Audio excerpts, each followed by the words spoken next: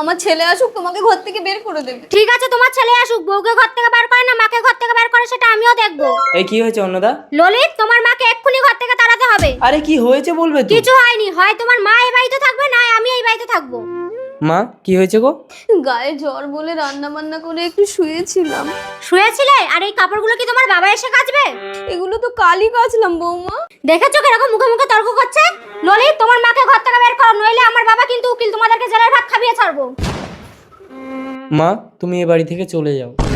আমি কোথায় যাবো বাবা? চলো না, আমি তোমাকে বৃদ্ধাশ্রম দিয়ে আসছি। থাক, তোকে আর কষ্ট করতে হবে না, আমি চলে যাচ্ছি। তোরা ভালো থাকিস বাবা।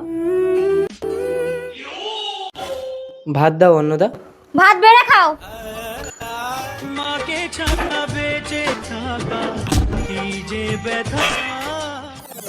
ললিত, আজ আমি তোর পছন্দের মাছের ঝাল করেছি। ভাত বেড়ে না দিলে আমি খাবো না। ঠিক আছে, খেতে হবে না, শুয়ে পড়ো। ও মা, আজ রাতে খাবো না। না বাবা, রাতে না খেলে শরীর খারাপ করবে। খেয়ে নে বাবা। দুধ বেড়ে দিলে আমি খাবোই না। মা, মা, মা, তুমি আমার মাকে দেখেছো? না। এখনই? অন্নদা, অন্নদা,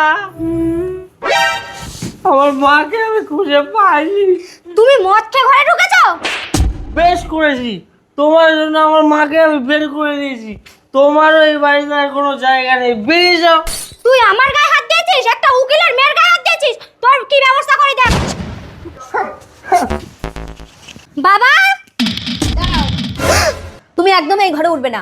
তুমি তুমি আমার বাবার ঘরে কি করছো, আর কোন অধিকারে আমাকে আটকাচ্ছো? আমি অধিকার দিয়েছি ওনাকে।